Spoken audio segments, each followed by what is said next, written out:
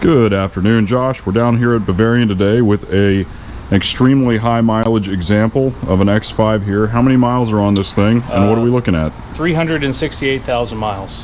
Okay, a testament to having regular service. What are you finding here? Car came in for a running concern. We did an underhood inspection and found signs of a coolant leak. These engines are fitted with a couple of plastic pipes to provide supply and return for the heater. They're underneath the intake manifold, so we removed all the covers, removed the manifold. You can see all of the built-up coolant on the side of the engine block here. And then these are the pipes, so we removed the pipes from the side of the engine, and this pipe's about an inch shorter than it should be because it was fractured where it goes into the cylinder head. And these are the little bits that we had to dig out of the head to clean up our sealing surface.